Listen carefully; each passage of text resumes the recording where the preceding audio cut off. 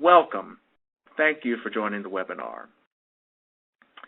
A few quick updates. So we have a new strategic plan in place, and you can see our vision and our mission statement. I won't take time to read those. We also have new goals of access, community, and education in the strategic plan. And the themes that run through that really are maximizing the use of our resources, diversifying our collections, and being inclusive in the audiences that we reach, and really highlighting the work of the state library and libraries across the state. We also have a new look, which you may have seen already. We wanted to move, we were being confused quite often with NC State, so we moved away from having so much red in our logo, and also wanted the logo to reflect, to be a little more accessible and show a little more of what we do. And we're going with the SLNC abbreviation will be a focus. We've also updated our library jobs page. We have a new library jobs page. The old one linked to a WordPress site that had random ads coming up when you search for jobs. We've now kept it within our Drupal website here in the department, and have also added a request to post, an easy way for you to submit any job vacancies. So that's something that's new. NCpedia is a resource that the Government and Heritage Library provides online for everything NC. And they've added some new materials, including The Way We Lived in North Carolina, which provides a social history of the state from the First Peoples to 2001. This is out of the Archives Office of Research and Historical Publications. We've updated the North Carolina counties information and updated the quick facts about North Carolina. So those have new census data, as well as updated links and contacts. So please feel free to point any of your users who are interested in North Carolina information, point them to NCpedia. Also in NCpedia, we have the state symbols in Spanish. So for any of your Spanish language patrons, feel free to point them to this resource. It also includes some early history of North Carolina, again in Spanish language. The Library for the Blind and Physically Handicapped is implementing a Books on Demand program, which changes from the one book per cartridge model that they used to distribute for their audiobooks to a multiple titles based on the user's preferences and the queue that they have established within the online catalog system. So it's improving the service model out there, being more efficient. We're excited there about a quarter, I think, of the population, the readers, have transitioned to that service. They're also loaning portable, refreshable Braille displays. So that's a new pilot project that will help inform the Library of Congress. Their National Library Service is looking at testing, loaning refreshable displays, and so we are piloting that to help gather information for them. And just a note, the Library for the Blind serves about 12,000 patrons across the state, and we figure that is only about 10% of the eligible population. So we hope that folks will encourage anyone you know who would be eligible for this service to contact LBPH and sign up. And they can provide brochures that you can have out in your library to promote this service. A quick update on a project that we've been working on. So the State Library, in partnership with the Department of Information Technology's Broadband Infrastructure Office, we received a grant from the Institute of Museum and Library Services, a National Leadership Grant, 2-year award, to address the K-12 homework gap through broadband adoption. We're in the second year of that project, and this project provides Wi-Fi hotspots to lend to students who don't have access at home, and also provides training, digital literacy training, for those students and their families. We're in the second year. The first year started with Robeson County, and now we have added Caswell County, Hyde County, and Mitchell County. At the end of this project, we'll have a toolkit with some digital literacy instruction along with tips on programs for lending Wi-Fi hotspots for students. So we're looking forward to seeing how that project progresses. We also have a library data users group initiative. Amanda Johnson, our consultant for data analysis and communication, is heading up this group. If you have any interest in library data, I'd encourage you to participate. They meet mostly virtually and are looking at assessment and evaluation of library services, and this will help us show the impact of libraries as well as use that data for effective library management. I want to talk a little bit about IMLS and the LSTA program. This is always a popular topic because it's money coming to libraries. In the recent budget that was passed, the federal budget, they added $10 million for the grant for the IMLS funding. Of those $10 million, $6 million were allocated for the Grants to States program, and so for North Carolina, that means we will see approximately $200,000 additional dollars next year for the LSTA program. In other news from IMLS, they have a new director. Crosby Kimber III has been appointed and started on January 27th. He began his 4-year term. We're really excited to have that directorship back in the library field. So Crosby came from the Kansas City Public Library. So we'll be excited to watch and see how that impacts libraries across the country. Looking forward to see what initiatives he will be proposing. And now back to our state's LSTA program. So for next year's grants, the applications are due March 1st. The applications are available online. You can feel free to contact Catherine Prince with any questions. There are two types of projects that we're funding. There are project grants that are over $50,000 or multiple year projects. Those require 2 steps. They had a letter of intent. We received 10 applications, 10 letters of intent in November, and have invited full applications that are due March 1st. We also have the EZ grant applications. These are for projects, single-year projects, up to $50,000. Applications available on the same site and due on March 1st. Now, if you're looking for ideas of grant projects, I want to point out that IMLS, their SPR, the State Program Report, is available to the public, the information in that report. This is information that we report annually on our Grants to States projects. So for any of you who have had grants recently, the report that you provide at the end of the year goes into this system. You can search this for best practices, project ideas, and lessons learned. They're just launching the public interface, so I hope folks will take advantage of that. You can look at projects in North Carolina as well as projects in all the other states and territories that receive funding. You can search on any topic, keyword search. If you have an interest in a youth services project, type in youth services and try, and you can see projects, again, from across the country that may spark something that would be useful in your community. Also part of our LSTA program, we have continuing education scholarships. This was a change this year in how we handled those scholarships.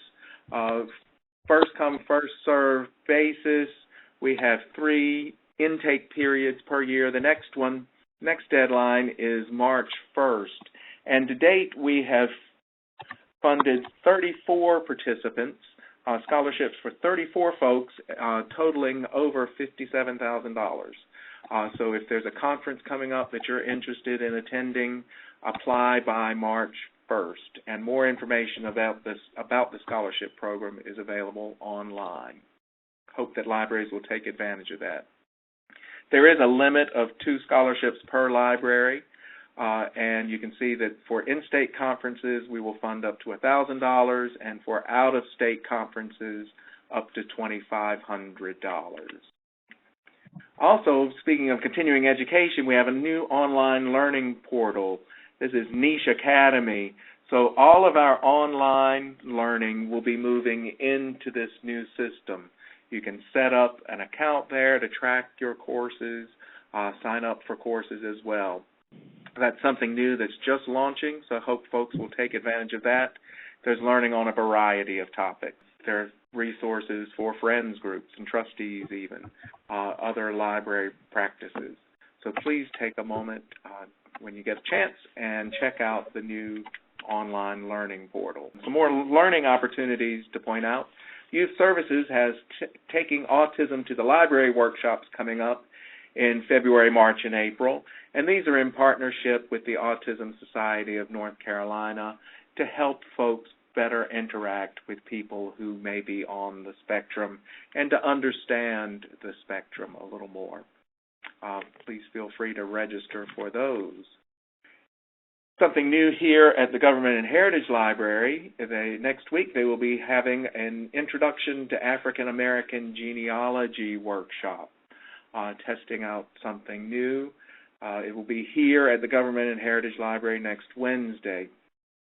We are also exploring how we can take this, share this instruction more broadly and looking at possibly sharing it around the state in some way. So keep an eye out for that if you have folks who would be interested in African American genealogy. Another learning opportunity comes up on March 3rd and 4th, and this is the Southeast Collaborative Online Conference. This will be 2 days full of online sessions. We are partnering with Georgia, Virginia, and South Carolina for this effort. A lot about inclusiveness and diversity, building resiliency, using universal design. There are a lot of sessions. You don't have to attend for the whole thing. You can sign up for individual sessions, and we've added the link for the collaborative there on the page. Also coming up later in March is the Best Practices Exchange, and the State Library, along with the State Archives and the Friends of the Archives, are the local hosts for this year's Best Practices Exchange. The theme is Sustaining and Maintaining Digital Initiatives, and this, I want to point out, is something that started in North Carolina back in 2006. It initiated with us, and so we're happy to have it coming back. And it's an unconference focusing on management and preservation of digital information to bring together practitioners to share their real-world experiences. So hope if you have any interest or if your job focuses on digital information and preservation, please take a moment, if you can, and sign up for this opportunity. Speaking of preservation, I want to make sure folks are aware we had a statewide leadership project last year that brought together folks from cultural organizations and libraries to discuss digital preservation, and a report is out that highlights some approaches we can take to improve digital preservation, mainly focusing, I think, initially we'll be focusing on continuing education to build a better understanding and a common understanding of what digital preservation means. If you're interested in digital preservation, please take a look at that report. And speaking of digital preservation and digital information, we do support the North Carolina Digital Heritage Center. They're housed at UNC, and they are now celebrating their 10th anniversary. This is supported with some of our federal LSTA funds. And you can see they've done a lot of business, over 4 million views last year, over 300,000 visitors. They are trying to work with partners in all 100 counties, and they are so close. There are only 3 counties missing, and they're trying to identify. So if you know of any organizations, cultural heritage organizations, can be the library or something else, in Camden, Gates, and Hope counties, please connect them with the Digital Heritage Center. And if you'd like some information on activities about the Digital Heritage Center and more understanding of what they do, take a look at their blog post, The 12 Days of NCDHC. This was posted in December, really informative. One of the new initiatives they have going on is that they can work with you. If you have funding to digitize newspapers, they can now work with you to assist in getting a good deal on that and working with you on digitization. In the past, they've been very limited in what they could do with digitizing newspapers, and we know that's an important resource that folks are looking into. Another initiative, just to briefly mention, is our adult services. We conducted a survey in the fall. This is with Noah Linstra out of UNC Greensboro. The next segment of this will be focus groups coming up in February through April. And the April last version will be an online focus group. If you are interested in adult services and would like to participate, please register for one of those sessions. Would also like to just mention NC Cardinal, our resource sharing consortium, and they share an online open source system, continues to grow. We have Sand Hill Regional, Transylvania County, and Rutherford County joining the consortium this year, and up for next year, Carteret County, Onslow County, Amy Regional, and Burke County. And at the end of this year, we will have reached 50 out of the 100 counties we'll be serving. So that continues to grow. And now I mentioned that we would have a guest, Bob Coates, the Governor's Census Liaison, and he's going to talk a little bit, take the reins from me so you can hear from someone else, and talk just a little bit about the census and libraries, an important topic for us. Thank you, Timothy, for having me here today. I do want to take a few minutes to talk about what we can expect for the census coming up very soon and the roles that the libraries can play. It's been very interesting just listening to Timothy's conversations because there were a number of points that he brought up that I think uniquely fit very much into what's going on with the census and the roles that libraries can play. So hopefully y'all are all aware that the census is coming. Census Day is April 1st, but actually we're already in the operational phase right now. So the Census Bureau is already contacting local communities to count or to begin the process for counting group quarters.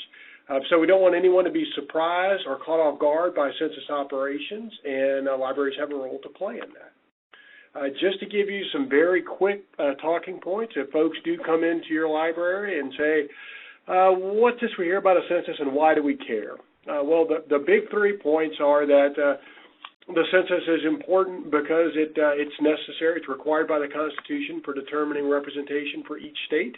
And North Carolina is in good shape to gain a seat in the House of Representatives, provided everyone is counted. So that means an appropriate voice for everyone in our state. The census is also vital in driving funding. So in fiscal year 2015, over $1,600 in tax dollars that our people have already paid were brought back into North Carolina in some way, shape, or form based on census data. You can add to that about $200 per person in state funding that are tied to the census.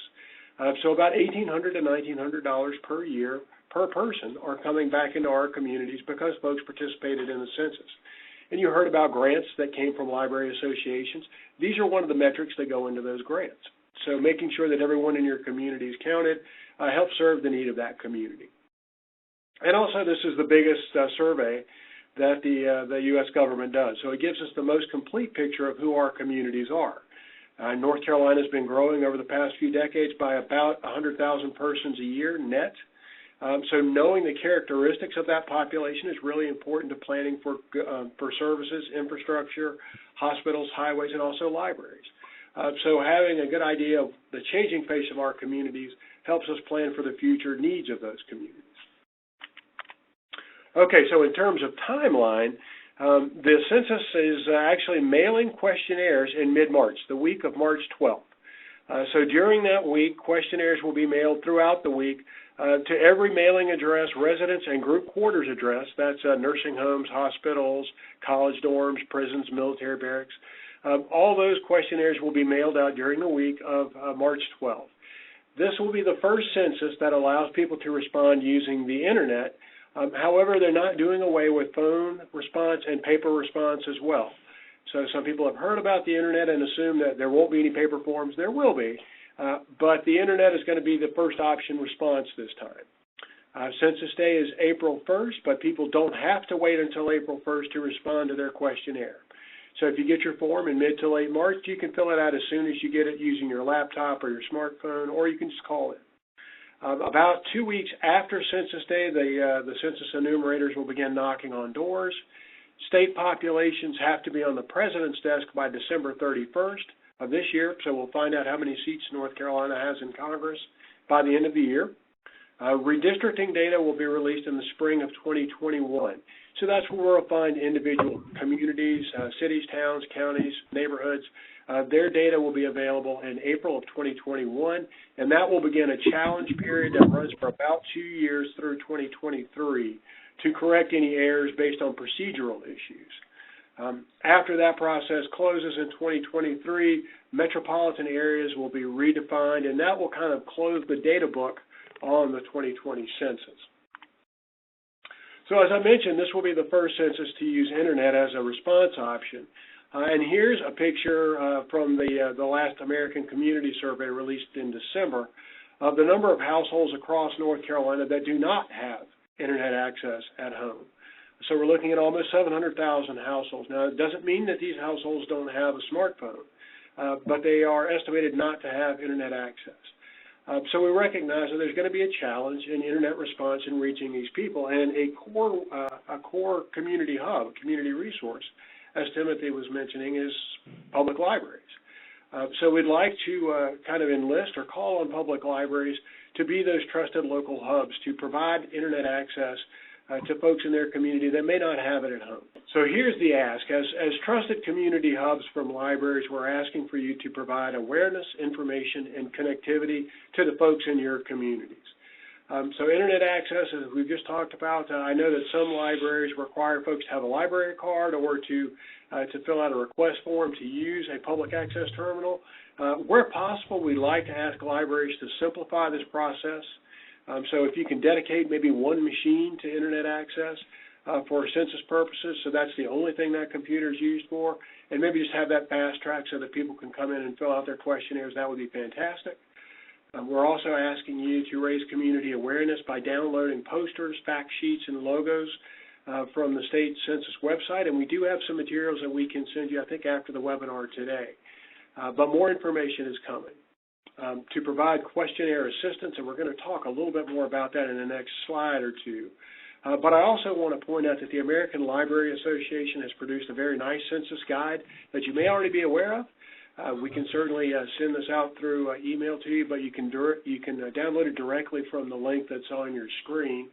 And I do have a quick screen capture of what the front of that guide looks like. Page 11 has begins a very good conversation about what you can do right now in terms of providing Internet access to your communities or raising awareness. But the whole document is very good. It gives some good background to what the census is and gives you a general idea of what's coming. Okay, so in terms of questionnaire assistance, in 2010, libraries were able to support questionnaire assistance centers where there were flyers, or if people lost or didn't get their questionnaires, there were additional resources that were there. That's not the model for 2020. For the 2020 census, since the Census Bureau is relying on the Internet as a primary response point, they're providing questionnaire assistance through chat on the Internet and also through a 1-800 number. So to clarify, the initial mailings that will happen in March, people will get an invitation letter that has a web address and a code that associates their responses with their address. You don't have to have that code. You can certainly go to the Internet and fill your census out if you've lost your code. But if folks have questions about interpreting what the questionnaire is actually asking about, what's the difference between Hispanic origin and race, for instance? That's a very common question. They can use chat on the Internet, or they can use the 1-800 number that's also included on the invitation. to have a Census staff member clarify their questions. The Census Bureau is also talking about using mobile questionnaire assistance. So beginning in March, there will be census workers in the field with laptops to assist people with their questions and in being counted.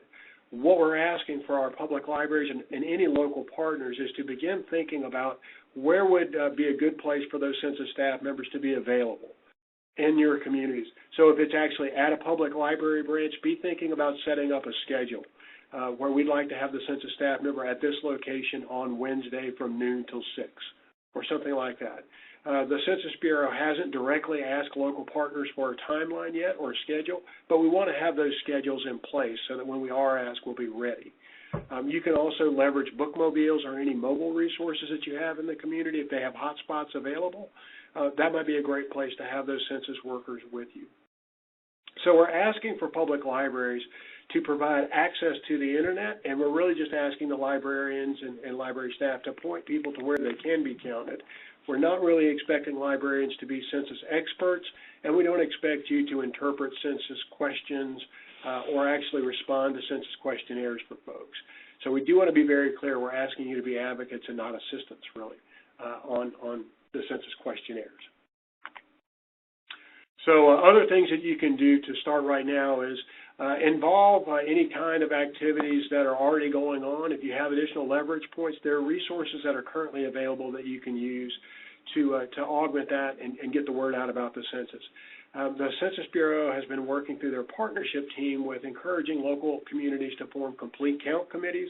We have over 100 of those in the state. So I'd encourage you to plug in with any local complete count committees you may already have, because they probably already have some local messaging, like the census's Hyde County counts or Mitchell County counts or Spivey's Corner counts. Using that localized message oftentimes makes the census participation rate increase. So use local resources that are there. However, if you already have bulletin boards, if you have listservs that are there, you can download fact sheets, you can download information pages, posters. We're just in the middle of releasing some social media drop-in articles with quick visualization images through the state census information page at census.nc.gov. So go ahead and download those resources and put them up in any visible spot. I think after this webinar, we have some posters that were uniquely designed for public libraries that maybe you could have taped up on the front of your reference desk. So those will be going out today. I encourage you to use those. We have a logo for state promotion, the Make NC Count logo. I'd encourage you to download that, maybe put it on as a screensaver for your public access terminals. We are using social media outreach, so using the hashtag MakeNCCount or the @NC handle. We'll elevate any social media work that you're doing locally and have it pulled up to the state level to show off the work that you're doing. If you have regular meetings, if you have regular conferences, if there are regular book clubs or things that meet at your locations, feel free to use those opportunities to say, oh, by the way, the census is coming. Be sure to make sure that your household is counted and everyone that in your household is counted. If you have any direct mailings, blogs, or other work, we have plenty of drop-in materials that are going to be on the website. There is a slight hiccup going on with the Department of Information Technology Services right now, so we hope to have that cleared up as soon as possible. If you don't see resources on the website, or if you're getting specific questions that aren't being answered by the website, please let me know, and my contact information is at the end of this presentation, and we'll work on developing resources for you. Here's a quick screen capture of what the front of the website looks like. It is going through a redesign right now, so hopefully it'll look much more full and new and fresh soon.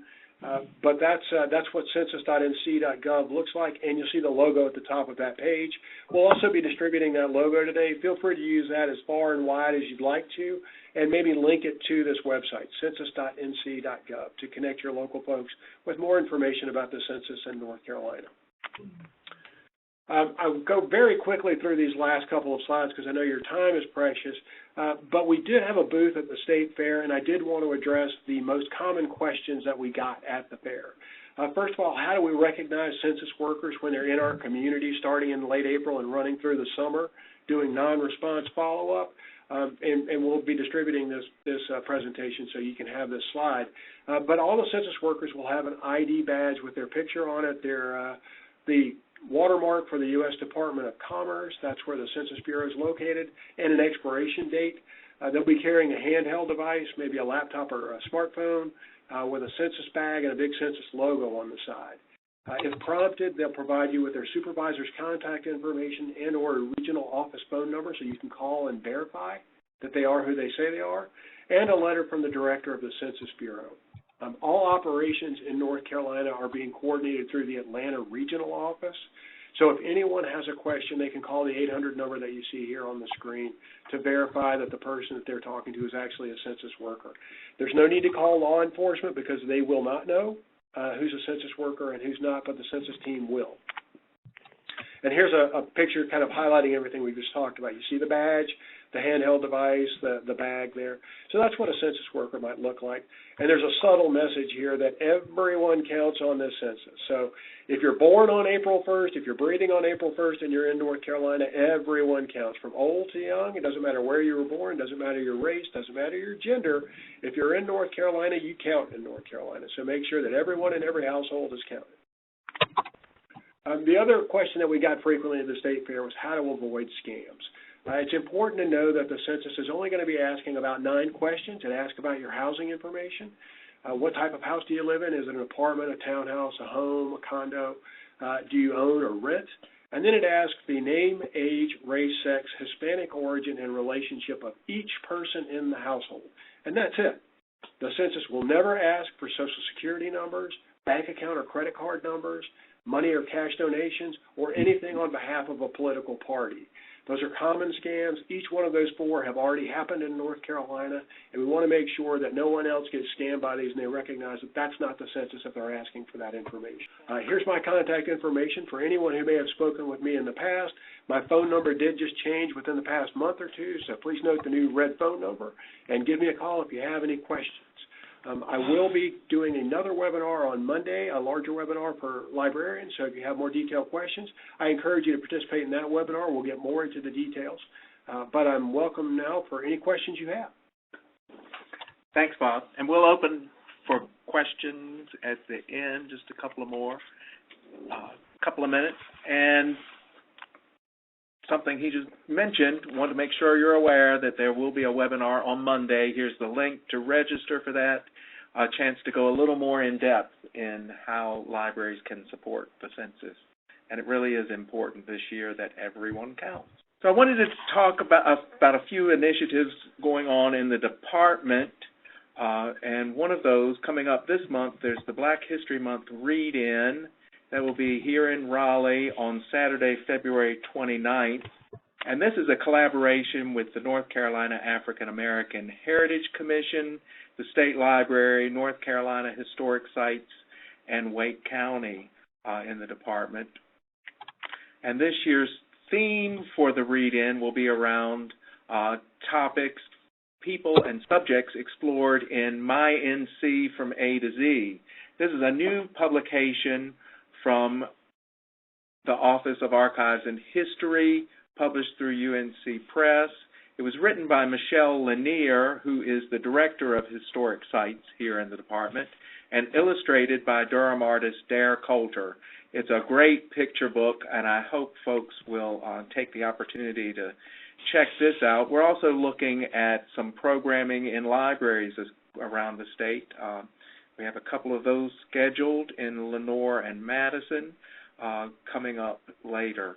So this is a really exciting launch of the book this month, and we're happy to support this effort. Another initiative of the department that started last year when Governor Cooper declared 2019 the Year of Music is Come Here NC, Come Here North Carolina, which celebrates the rich tradition of music in North Carolina and all the influence North Carolina has had on across the range of genres of music.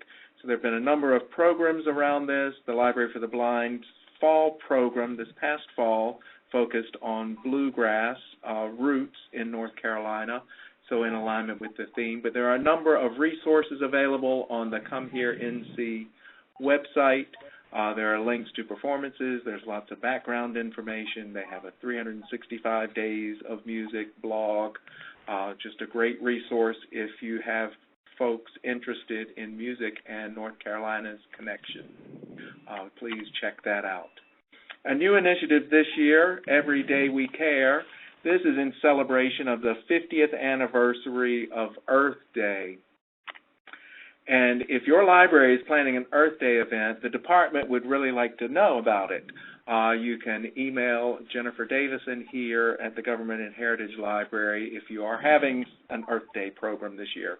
Let us know. And if you need an idea for a program, you may want to contact Mel Gillis at the Department of Environmental Quality. She's the Recycling Education and Outreach Specialist. She did a great program here in the department on recycling and how to figure out what you can and can't recycle, which can sometimes be a little overwhelming. And she may have some other contacts for outreach specialists around the state, but I'd encourage you to consider contacting her.